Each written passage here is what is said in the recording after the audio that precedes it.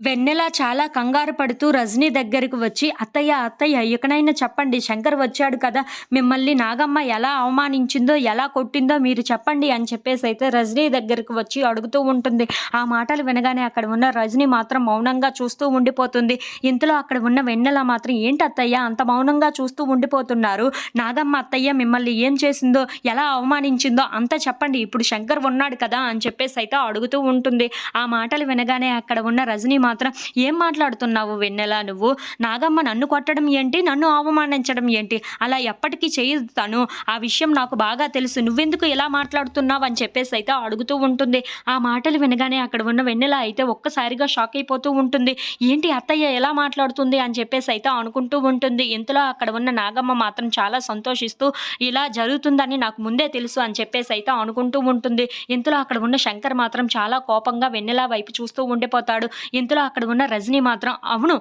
నాగమ్మ నన్ను కొట్టడం ఏంటి? నన్ను అవమానించడం ఏంటి? అలా ఎప్పటికీ చెయ్యదు తను" అని చెప్పేసైతే అంటూ ఉంటుంది. ఆ మాటలు వినగానే అక్కడ ఉన్న వెన్నెల అయితే ఒక్కసారిగా షాక్ అయిపోతూ ఉంటుంది. ఇంతలో అక్కడ ఉన్న వెన్నెల వాళ్ళ అమ్మమ్మ కూడాను, "ఎందుకమ్మా ఇలా మాట్లాడుతున్నావు వెన్నెల? నాగమ్మ అటువంటి మనిషి కాదు. ఎవరిని కొట్టే మనిషి కాదు. ఎవరిని అవమానించే మనిషి కాదు. ఇలా తప్పుగా మాట్లాడకు" అని చెప్పేసైతే అంటూ ఉంటుంది. ఆ మాటలు వినగానే అక్కడ ఉన్న శంకర్ అయితే చాలా కోపంగా, "ఏంటి దేవతలా మా పెద్దమ్మ మీద ఎంత నింద వేశావు నువ్వు" అని చెప్పేసైతే చాలా కోపంగా వెన్నెల దగ్గరికి వస్తూ ఉంటాడు. ఇంతలో అక్కడ ఉన్న వెన్నెల అయితే, "ఏంటి ఇలా జరిగింది? ఎందుకు వీళ్ళు ఇలా మాట్లాడుతున్నారు ఇప్పుడు?" అని చెప్పేసైతే అనుకుంటూ ఒక్కసారిగా షాక్ అయిపోతూ ఉంటుంది. ఇంతలో అక్కడ ఉన్న శంకర్ మాత్రం, "మా పెద్దమ్మ మీద ఇలాంటి నిందలు వేయడానికి నీకు ఎంత ధైర్యం ఉంటే ఇలా చేస్తావు" అని చెప్పేసైతే వెన్నెల మీదకి చెయ్యి లేపుతూ ఉంటాడు. అది చూడగానే ఇంట్లో ఉన్న వాళ్ళందరూ అయితే ఒక్కసారిగా షాక్ అయిపోతూ ఉంటారు. If you like this video please like, share and subscribe friends.